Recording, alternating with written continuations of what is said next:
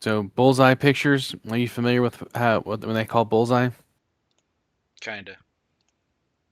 Okay, so Bullseye will be a predefined waypoint.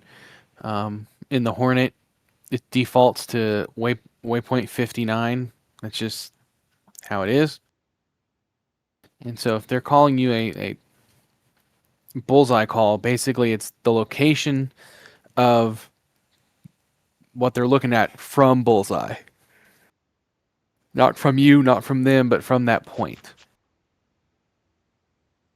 And but that's not a big deal because when you look at on your SA page, um, it'll tell you what the bullseye track is versus what your track is. So if you just basically make sure that's the right target, you're good to go. So these are the recommended key bindings. The radar antenna elevation, like I said, which should be already bound because it's going to be the button you use to zoom in and out on the T-pod. All these others should already be bound because we've used them previously. So, with the exception being the dispense switch forward and aft, I think we use that for the BFM also. But if not, those will be good things to have bound. So Fox codes, right? So Fox 1, AIM-7 for us. It's a semi-active radar, so meaning we have to stay locked onto that target the entire time with the plane because it will guide it to the enemy. If we break the lock, that missile's not going to do what it needs to do.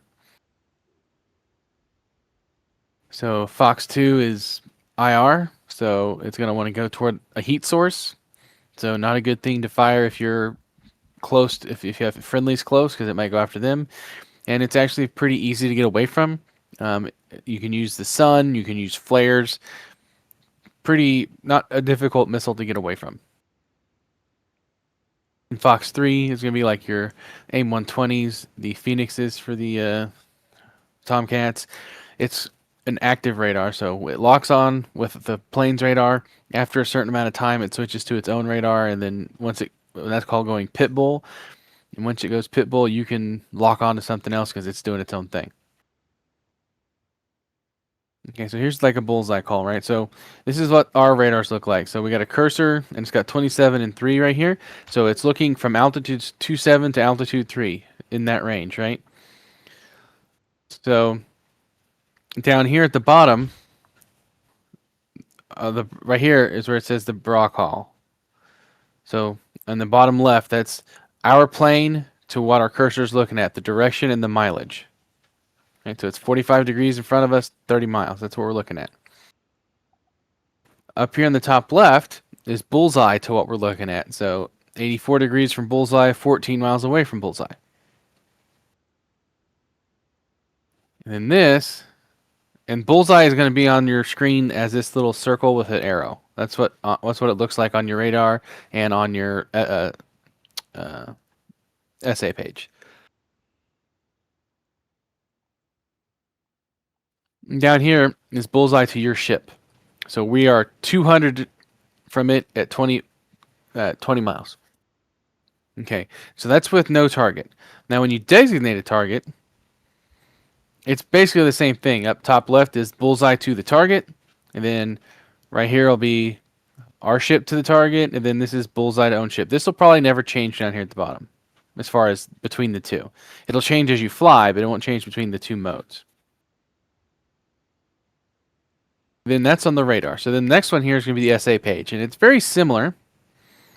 Still top, only this time top left it's bullseye to the cursor or bullseye to target. I'm sorry, bullseye. No, it's always bullseye to the cursor right here. Because down here, the middle line is going to be bullseye to you, and the bottom is bullseye to the target. I'm sorry, middle line is you to the target. I misread that. And then the bottom is bullseye to the target.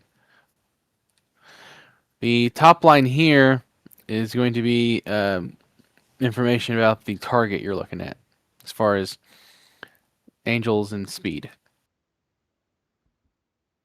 And so a BRAA is bearing, range, altitude, and aspect from you, right? So, like, bearing like 200 for 30, angels 12, and then cold or hot, basically. So if hot's coming to you, cold is going away from you. Okay, so how to set up a bullseye? Well, you're going to go down to on your HSI and data, where you look at all the information on the waypoints, and scroll to 59. You can either go forward or backward, but you get to 59, and then there's an bottom left. It'll have like bottom left will say AA waypoint, and that'll designate that as the bullseye. And like I said, 50 waypoint 59 will always have coordinates, and you can select anything as bullseye.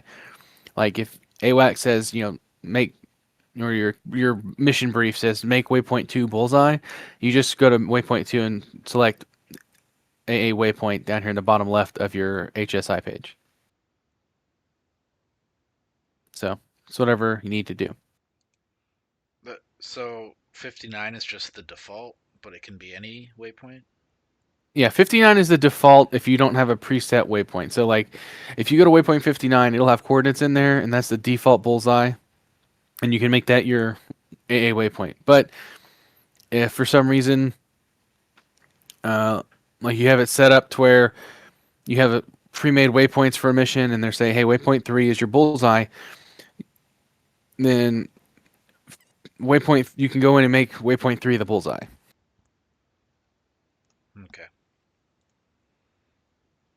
But by default, whatever the default one is for that mission, like for the map, whatever the map maker made the default one, that'll be 59. Okay, so the radar and SA page. There's a lot of information here, right? But basically there's 4 symbols. If it's a triangle, it's an enemy. If it's this real thick staple with a thick on top, that's, we don't know. Half circle is friendly when it's green. And this thin staple is, again, we don't know. And they'll be yellow. Why is there a difference between thick and thin? Well, thin is completely unknown. Thick is ambiguous, meaning it could be either. We don't know if it's friendly or hostile, and then this other thing is we don't even know what it is. It's something in the air. And so when you see the symbol, it'll have 2 different types. It'll have the speed, in this case in Mach number, so this one's going to 1.4 Mach, and altitude, so Angel's 11. And it'll only give you, I want to say it'll do like some decimals, but it may only do whole numbers. And then the aspect is direction it's flying. So whatever the little tail is, that's the direction it's going toward, not from. And these are the different kind of symbology. So if you get a little star, that means that's what you're targeting. If you have the little diamond, that means you have designated it as a target, but you're not currently tracking it. And we can't do this, but some of them can track a whole bunch of stuff, and so it'll have them ranked basically in order that you're tracking them, but ours can't do that. And this will tell you it's jamming. There's a whole lot of stuff here. So, but basically, this stuff will become hostile if IFF is not returned, or if your IFF recognizes that as a hostile plane, meaning it does a check on the NCTR print, and that's based off the fan blades in the jet engine, and because each plane has a different basically fingerprint, and if it comes back as something that's hostile to your coalition, it'll put it as hostile.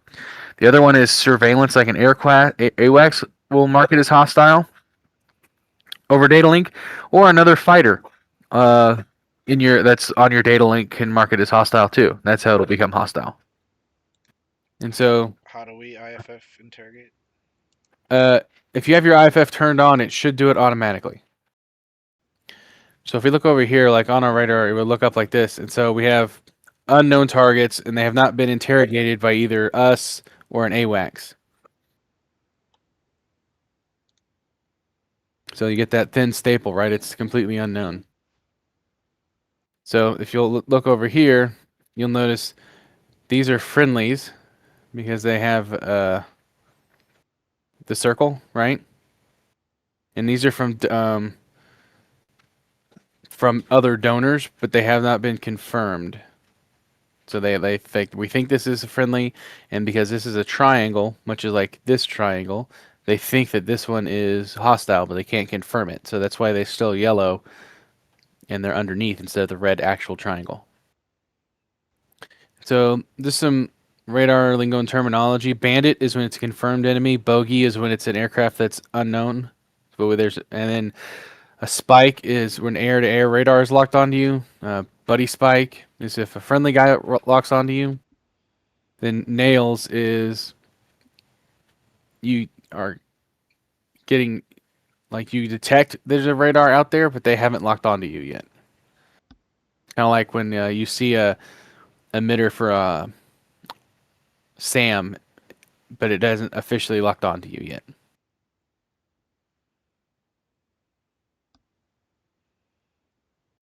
The other thing is one called ray gun. So if you lock a target and you say ray gun, and that way anybody on that net can know that you're trying to lock something, and if they all of a sudden yell, buddy spike, and they'll know what locks onto them. Like if you're in an F-18, it'll tell you. Obviously, when you get locked on, it'll tell you what type of plane locks on you. So their response should be if they get buddy spiked, buddy spike F-18. Kind of like a call and answer to determine if it's friendly or foe, basically. So if you lock onto something and say ray gun and you don't get a response, likely it's an enemy.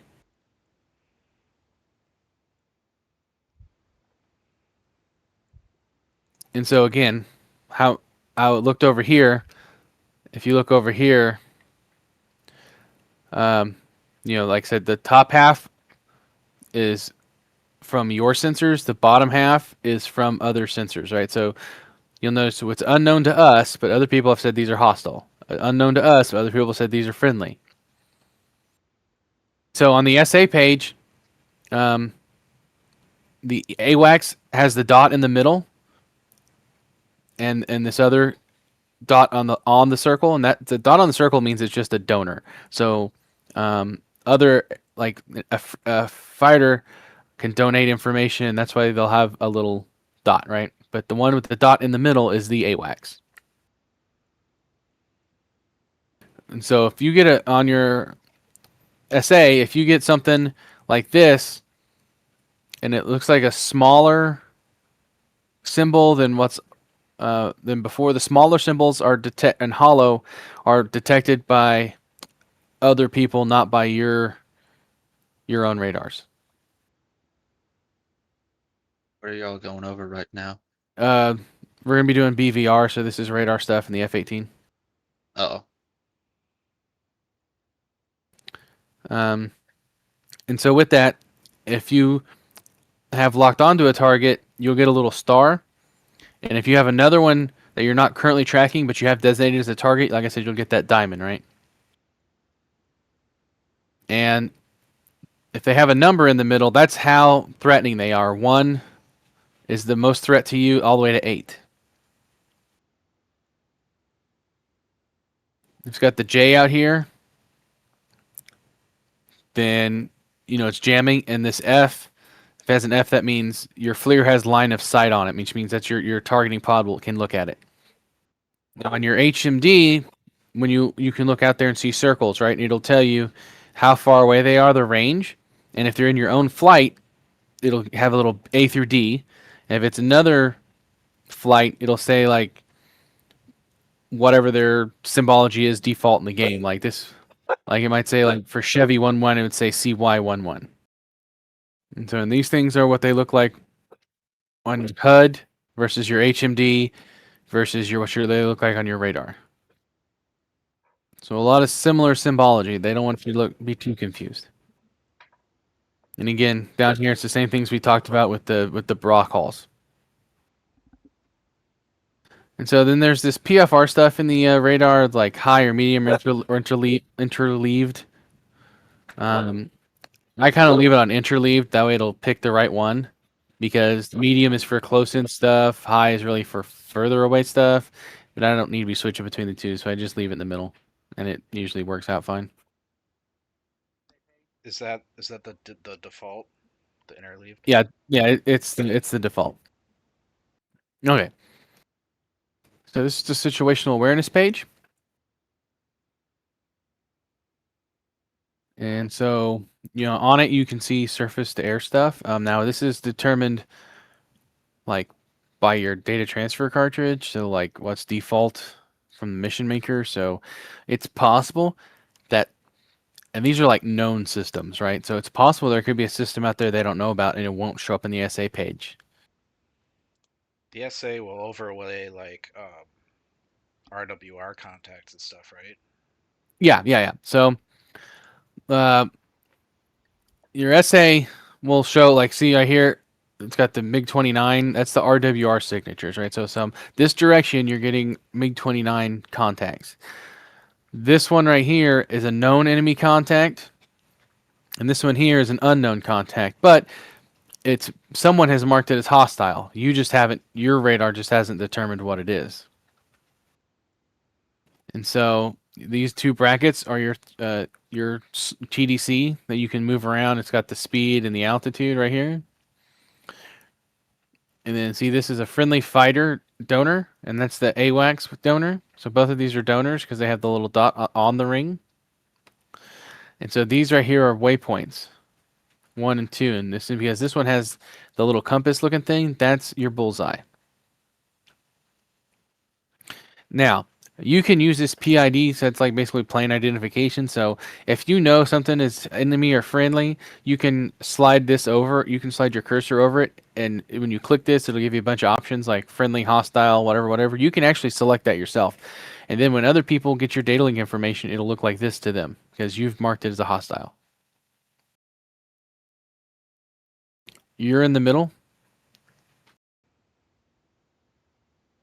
And there's this is the target information, what you're looking at with your cursor. It says MiG-29. The where he is from where he is from Bullseye. Down here is your chaff and flare counts. Up here's your scale, like how far this ring is. If it's, I think 5 to 180. You can actually put the map on. I don't like it because I can't see anything else when the map's up. And then this is what your TDC slew is from Bullseye, range and bearing. The target this target designate option, transmit designate option. When it's boxed, it will show lines on here of which targets these people are looking at. Like if this one's looking at this one, it'll have a dotted line to them, things like that. That's pretty cool. Yeah, and it works with the ground targets too. Like if they're looking at a certain waypoint, it'll show a little dotted line. So the declutters the SA page. Like you can select things that you don't want to show based on what you determine as a priority. Decentering it means your plane won't be in the middle. And then step, it replaces this cursor with an actual rectangular box. Okay, so air-to-air radar. Again, you use your throttle designator controller to move stuff around, and you use the radar radar alt to move your range up and down, right? So this is a top-down view from the nose of the aircraft. So the nose of your aircraft is in the middle at the very bottom. And this is a top-down view, kind of like the HSI is. So there's two main modes. We got RWS and TWS. So range while scan and track while scan. Now TWS, it has a narrower scan. I think the maximum is 40 degrees, while the RWS has 140 degrees, but the TWS does not show a target that you have them locked up. And so potentially you could get in range and fire before they even know they're being looked at. So that's kind of cool.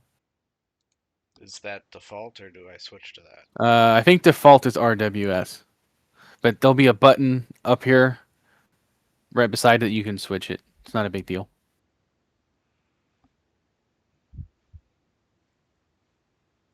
And then you have a bar search, right? So this is the one bar search. It just goes back and forth. It stays at the same altitude, and it just goes across that altitude. And then to 2 bar and 4 bar, right? And then there's a 6 bar. So it has different sweeps in the altitude you have selected, but it takes a while to get back to the bottom, right? This one doesn't take very long, but it doesn't look at a whole lot of stuff. So it's really what you want to do. I usually leave it on 4 bar. That's just me though. So to lock a target, once you slew over to it, you just depress the TDC like you would designating a ground target. And in TWS, you can select 2 different or multiple targets, and then use your nose steering button. That would usually undedesignate a ground target to switch between the 2 targets. So if you want to get 2 targets, launch on one, wait for it to go pitbull, then quickly switch to the other and launch on it, then you can do that. But on the thing yourself, this is where you change your bars, your mode. I said interleavings right here. This is down here is going to be your how far you your scan is on degrees across the nose. This little plus right here, this is the radar telling you this is a high priority contact. These little bricks are radar contacts. Sometimes you have some ghosting, like little false reads, and then your radar won't be able to lock up on it. That's fine. And this is how you change your range of how many miles out you're looking on your radar. So TWS mode, right? So we've got it selected. Scan centering, auto, man, or bias. Manuals, what we usually use.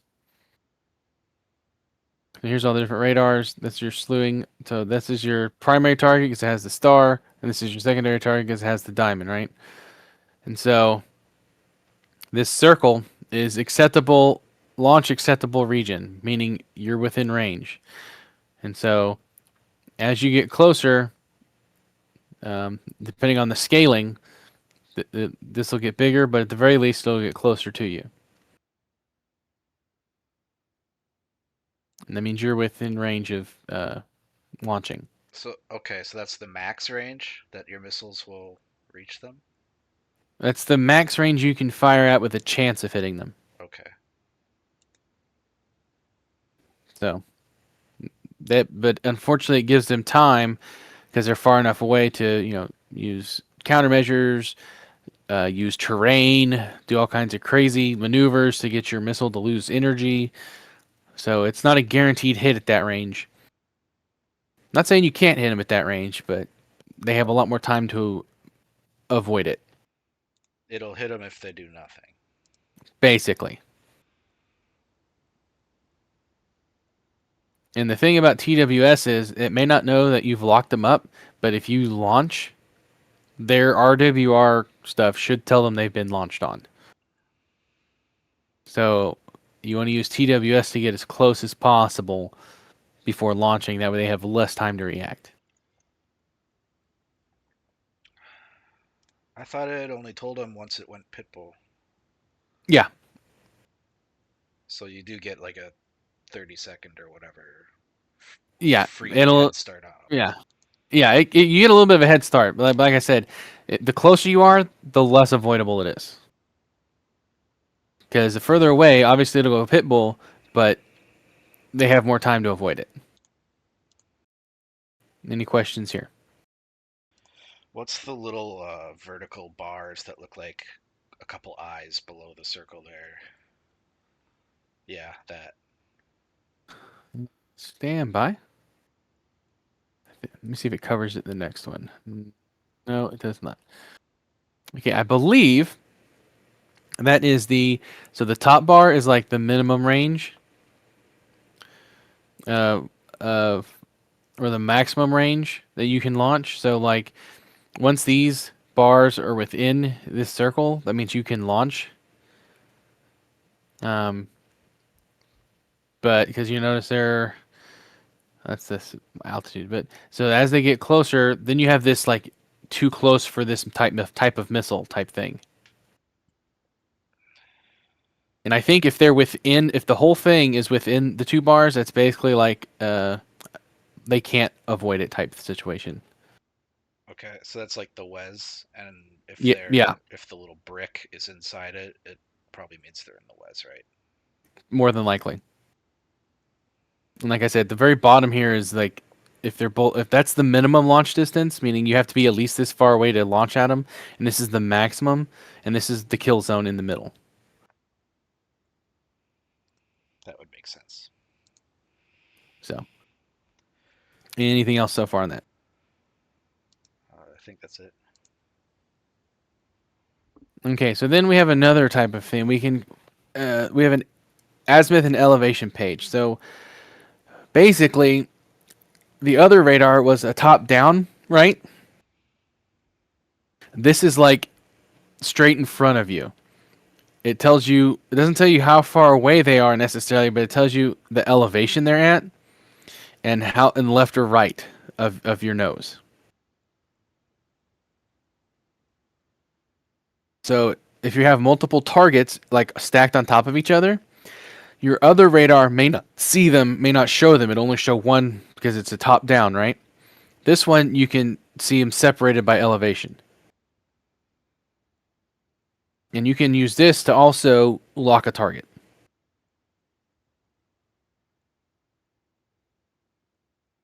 So if you have a wingman, you're like, hey, I'll take the guy at this altitude, this out or whatever. If they're stacked on top of each other, that may be hard to separate on the other radar. And so you can select it like when you have the attack page up, you have your stores, your attack radar, and then at the very bottom over here, you have your AZEL. And that'll bring it up. Sometimes I'll have the AZEL on one page and the attack radar on the other page, on the other screen. Just depends. That's kind of cool. Yeah. And so on your sensor control switch, if you'll look, you can easily open all these things. If you're on the nav, so if you have the navigation page up on the right and you sensor select to the right, it opens up your radar. If you have your air to ground radar up on the right, it'll open up your radar, your air to air radar. If you have your air to air radar up and you hit to, like, it just obviously depends on which side you have it on, but if you hit that direction with the air to air up, it'll open up your AZEL page. So you can quickly switch between them if you need to.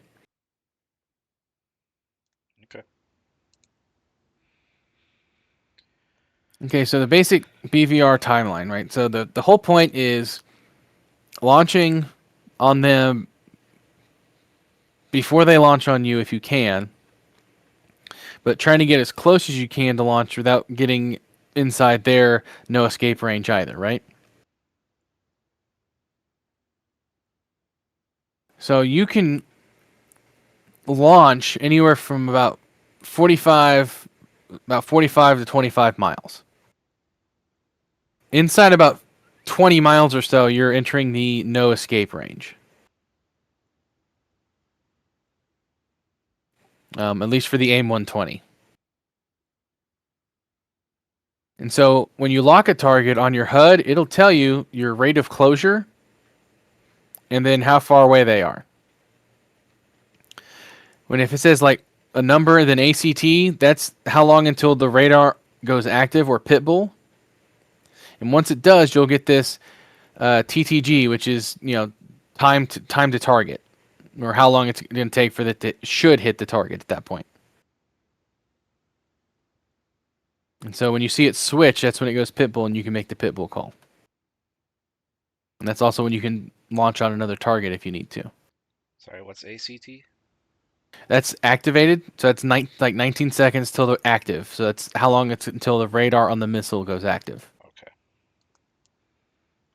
And then it switches to TTG, which is time to target once it goes active, which is, in 11 seconds, it should meet the target. And there's a lot of things that obviously go into that, but. And so one way to do that is you commit to a target, and once you get within a range you want to shoot at, you shoot and you crank one way or the other, meaning you turn until they're right on the edge of your radar. So you're not flying directly at them, but you still have them locked up, at least until the missile goes pit bull. Once it goes pit bull, you can do whatever you need to do. And then if you need to, back out, so shoot and crank is a turn, and then if you need to like do a 180 to get out of there, that's called a skate. And then you can recommit. Or if you shoot and crank and you notice they turn cold to get away from your missile and they have not fired at you, you can actually go bonsai, which means you're going to charge them and launch more missiles so that they have as you get closer, it'll be harder and harder for them to escape the missile. Because they're going to be busy, and there's a couple of ways, like with multiple friendlies, you may have someone launch and crank and someone keep going forward, and as they go defensive, they will launch. And then they'll crank, and then this one will turn back, and then they'll launch. So it's kind of like what we call a chainsaw.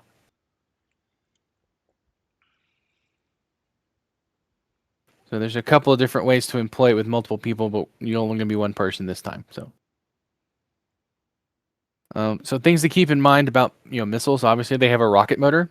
They don't gain energy unless they're going downhill.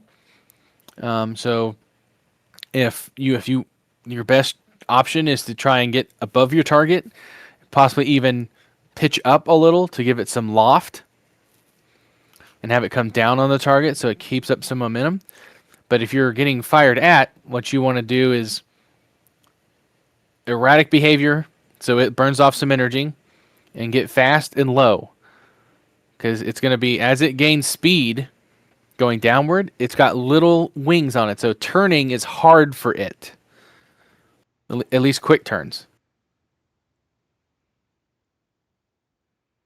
And if you can get between, a mountain or something else between you and the target or the missile, even better, because then it's going to hit the target.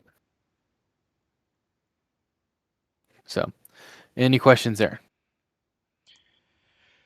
So when I'm doing BVR, I have, like task saturation, and I'm looking at too many things. So like the default strategy would be like launch a missile from like 45-ish, and that first one will just get them defensive, right? And then you launch another missile like I don't Worst case know. scenario, it'll get them defensive. Best case scenario, they don't do anything and you hit them. Yeah.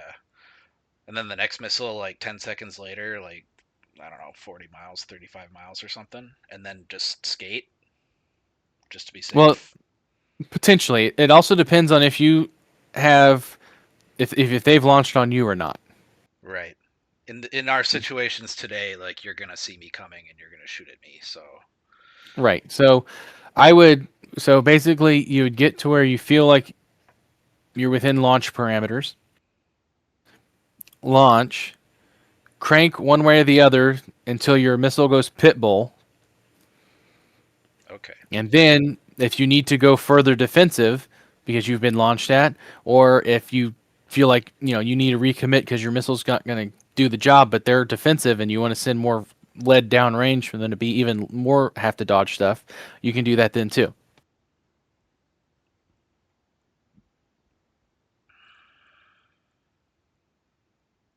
Okay. So it's really just dependent on if you notice, like on the radar, if their altitude is dropping and their speed is going up, that means they're trying to get away from this missile by diving and speeding up. And if they're doing that, then probably they're not shooting at you. Do you have Tacview set up? I do. Okay. And we can definitely look at stuff when we're done.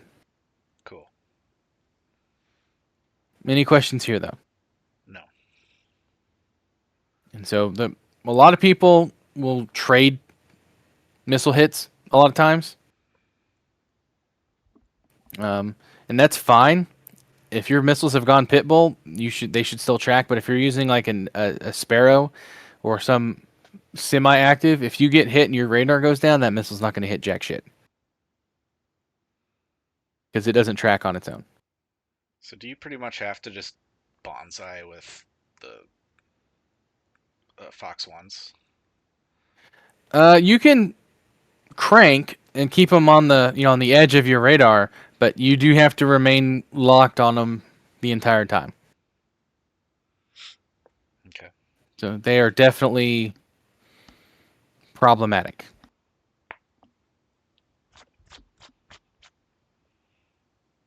That's why they don't use a whole lot of them anymore. I don't even know if they I don't honestly I don't know if they use them at all anymore. Because if you got the AMRAM, why would you go back to that? Mm-hmm.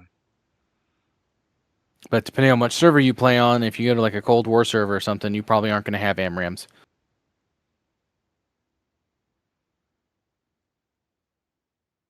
Any questions on this? I think I got it. Yeah. Okay, so this is what it's going to look like in your HUD. Okay, so you got a circle and this little arrow here. That means that's the target aspect. It's flying away from us. Okay, if it's flying toward us, it'll be at the bottom. All right. Your target designator is going to be this diamond if it's a hostile. Okay, and this is a steering dot, meaning it'll tell you where to put your nose if you want to fly toward it. It might be out here to the far side if it's flying this way, or this side if it's flying that way. If you're within range of the missile, it'll tell you to shoot. Okay. And so here, this big circle tells you stuff. Okay. So this box right here is your maximum launch distance, meaning that's the furthest away you can launch your missile. And you'll see this little tick right here. That's your target range. And it'll start like over here and work its way around.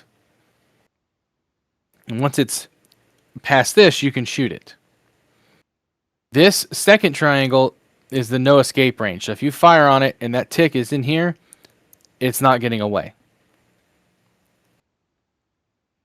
This third one is the minimum launch distance, meaning if it's up here, your missile doesn't have time to hit it. It doesn't have time to track it.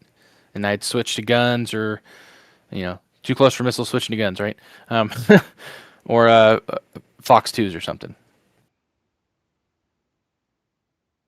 So this tells you the range to your target.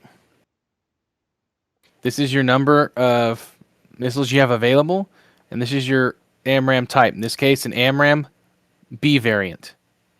If it says AC, it's an AMRAM C variant. And I think Sparrows are an S, I want to believe.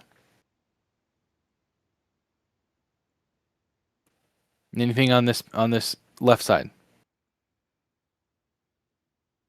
It's just a lot to look at. Yeah. And I pretty much covered everything over here.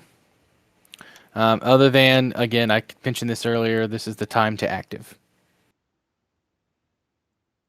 So there is a lot of information. Again, this is just the last one, and then this one over here.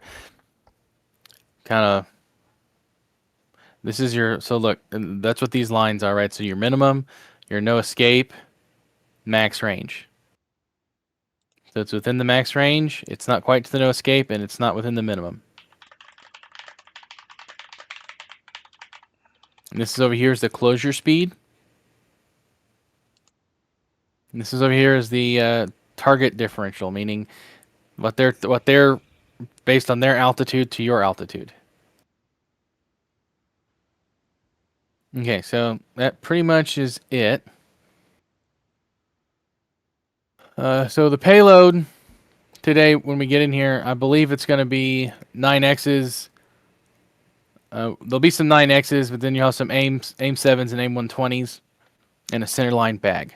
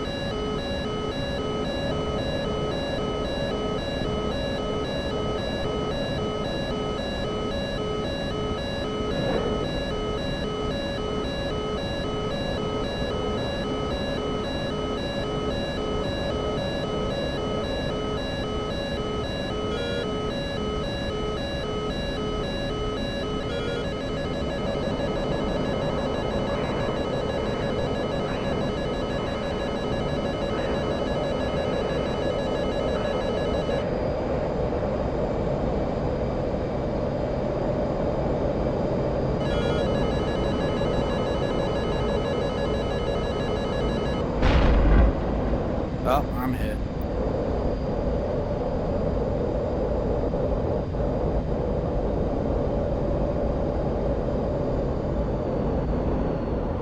No, or your missile's still out on me, so you still might get me.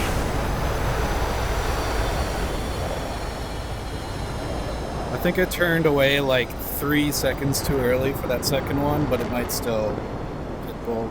It's still pitbulls either way, right?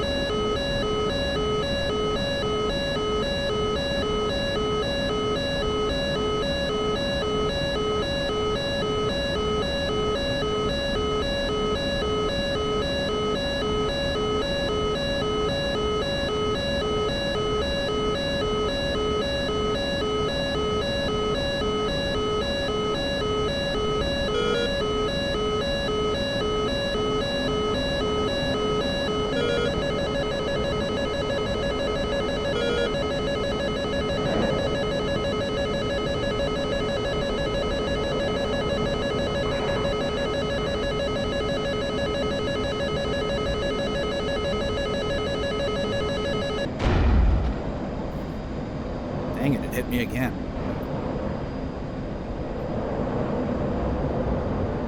Yep. I'm trying to dodge yours.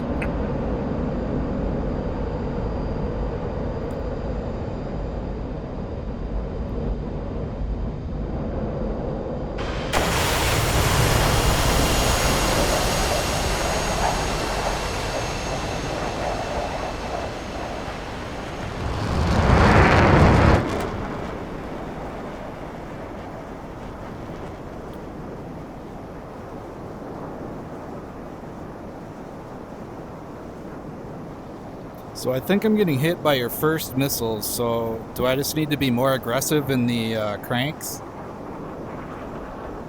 Probably. The other thing is you're in range while scan. I know exactly when you're locking me. I switched it to TWS.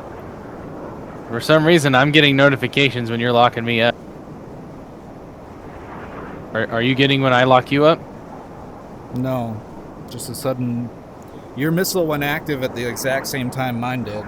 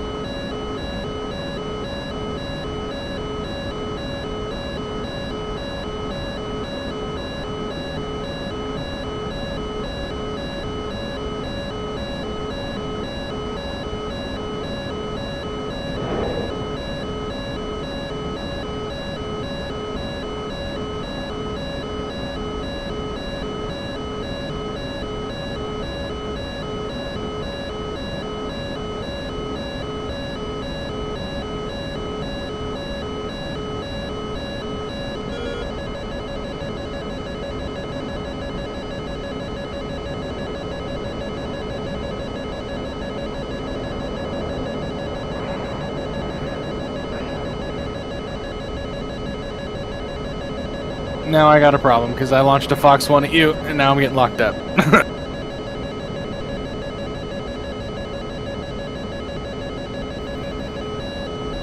Yep, got me. Hey, I got you. My Fox 1 is not going to hit you. Watch, I'll run into it anyway. Oh my god, there it is. It's going right by my left wing. Got close. Literally 5 more seconds and it would have hit you.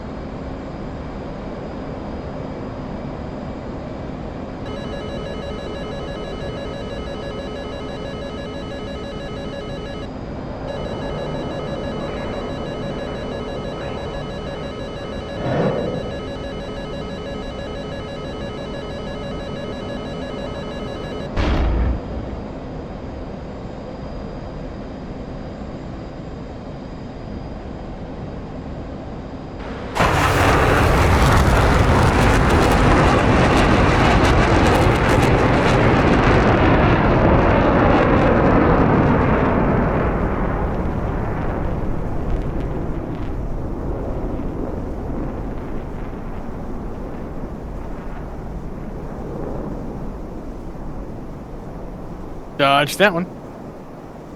Maybe not this one, though.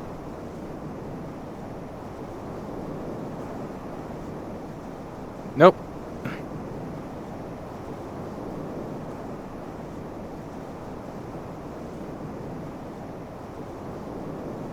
Well, I'm getting a little better. At least now I'm trading. Right? So it's just, you know, getting out there and practicing more than anything. Alright, looks like this is 70 nautical miles. We're both climbing. Is altitude and speed is life. If you had to choose one of them, which one's more important? More altitude or more speed? speed because it helps the missile, but altitude will also help it because it will arc instead of just flat and die.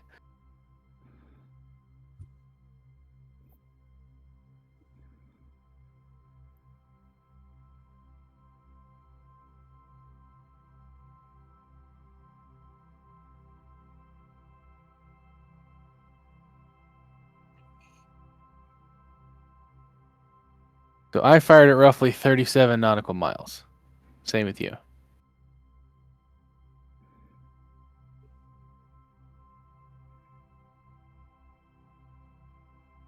So you turn back into it.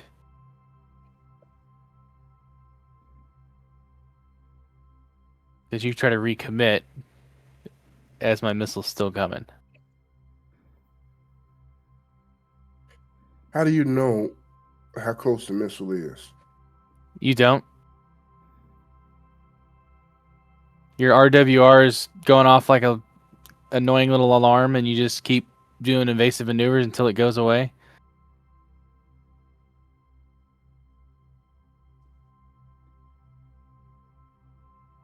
See, by that point it'd fallen underneath me because it was tracking me toward the ground.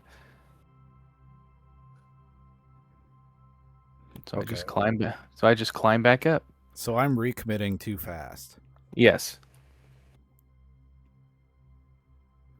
Yeah, you are recommitting too fast.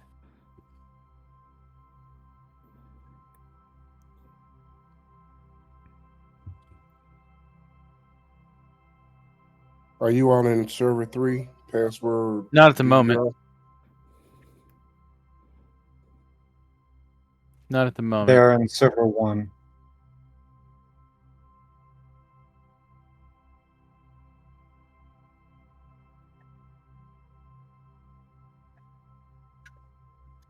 And so this one we're at like 35 miles when I launch.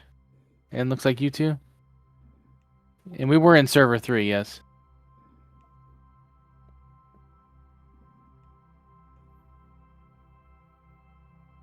Barry, you want to hop in server 3? I can. Do you want me to? I was just about to go into server 1. I think server 3 set up where only thing we got to do is spawn and it's already loaded out. Yeah, it's got BVR arenas. Okay. And so again, this one looks like we're both cranking the same direction, but you turn back in to recommit and end up helping that missile out. So again, just too early. Because what you should do, you can see if you look what I'm doing, I'm cranking, and then as soon as I see that I get a missile warning, I'm skating. I'm turning cold and diving and getting speed, trying to outrun this missile. And then I'm doing countermeasures and seeing they can't turn that quick. So I turn, and that one goes right into the ground, and this one is turning too fast. I think it hits me. No, it barely missed. That was pretty close. What's password for S3? BVR. Dude, zoom in on that. That's really close.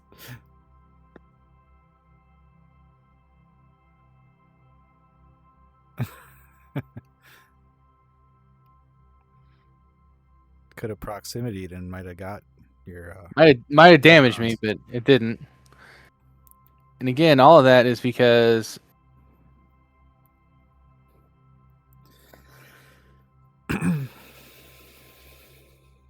it's coming down too. It's coming down too fast. Yep. And it can't turn because it's got those tiny little wings.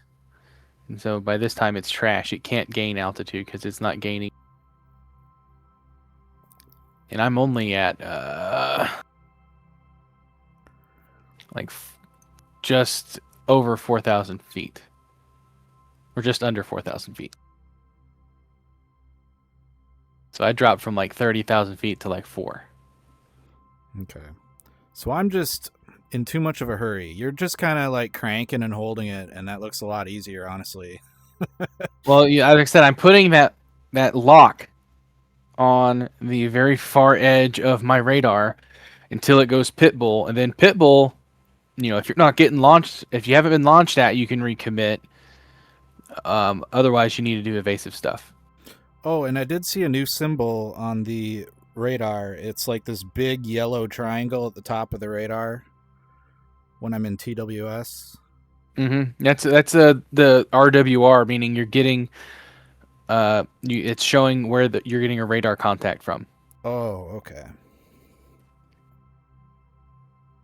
And if you'll notice, also, if you have your EW page up, your early warning or electronic warfare page up, if you can see where the missile, it'll flash M, and it'll tell you where the missile's coming from too. It won't tell you the distance, but it'll tell you like what direction compared to you. I'm in blue currently. And then you can try to put that in those little. Remember on the EW page, it has at the 90 degrees those little like slots. Yeah, You can try to the notches. notches. Yeah, you can try to place it in the notch, and that'll help too.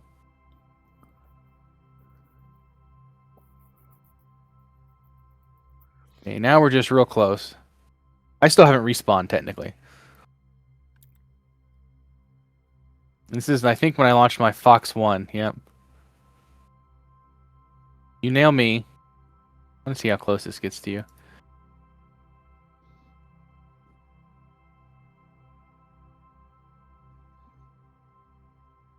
Because it's tracking right until you hit me. And then look, it goes dead because I waved at it as it came by.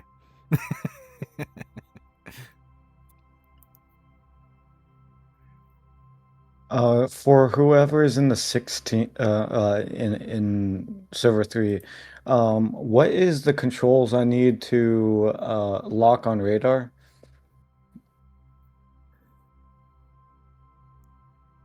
well, you need your TDC depress and TDC slew, as well as the radar altimeter switch. They're the raid switch. Now, I also had an issue where the TWS was losing you for a long time. Probably at like 50-ish miles, it was just dropping you off my radar, and Yeah, it happens sometimes. I was doing that too. I think this is our last one here. You technically launched before me on this one. You launched too, and that was actually good timing on that second one. The third one, I probably would have not done. Because it got you too slow. So this one I dodge. And So I target dodged two of 'em. management is what I need as well. No, you need your TDC throttle designated controller. That moves the cursors around on the screens, and then then the depress selects stuff. Oh, okay. All right, will do. And that third one got me. I should have evaded outward to my left and up. yep. I'm just crazy aggressive because I don't know any better. Spamming can help too. Okay, so for strategy, when we're both cranking, like let's say I do it properly, do you want to crank in the opposite direction of the opponent, or do you kind of want to like intercept him, or what would It really just depends. You may not know which way they crank, because you should be able to if you look at your symbology and know it'll tell you which way they're going. But sometimes you make that decision before you know that information because they may not be cranking yet. But the key is keeping him on the edge of your radar. So you may have to adjust your crank based on what they do.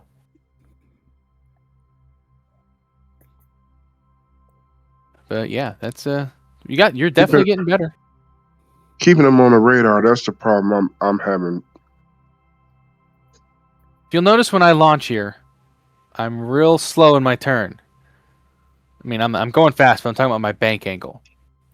So I'm just giving that missile time to get active, and once it goes active, let me see if I can get my HUD up here. There we go. Well, that may not be what I want. I don't see it in my my controls. TDC. Yeah. Look at throttle designated controller and then depress.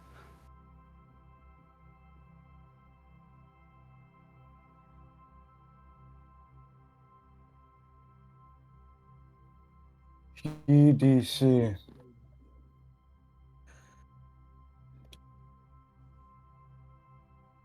I was trying to see if it showed me actually what the HUD looks like, but I can't find it.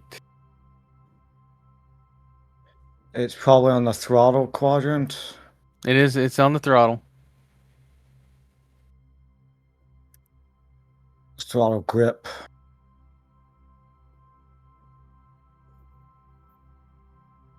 I only see dogfight override switches. Oh, are you in the RDR. 16? Yes. Oh, I know nothing about the 16. We're in 18. Sorry.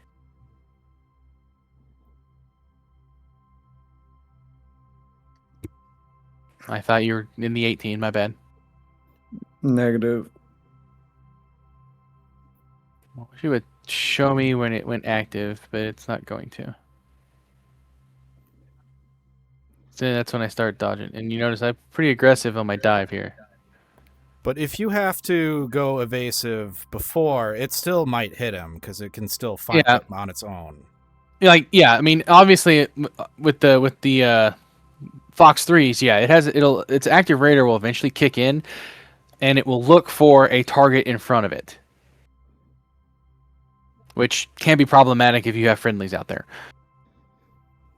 Yeah, that's probably where the Fox ones actually come in the most handy. It's fighting Right. into the fur balls. Yeah, because then you can just release the lock, and it'll just keep going straight till it runs out of energy. It won't actually track anything.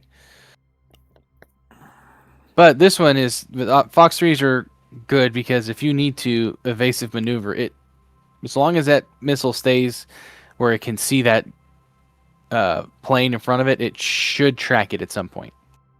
Not saying it's going to hit it, but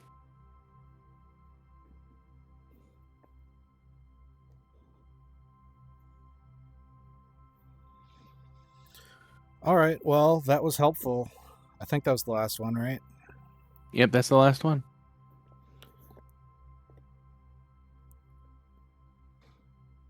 Cool. Thanks, man.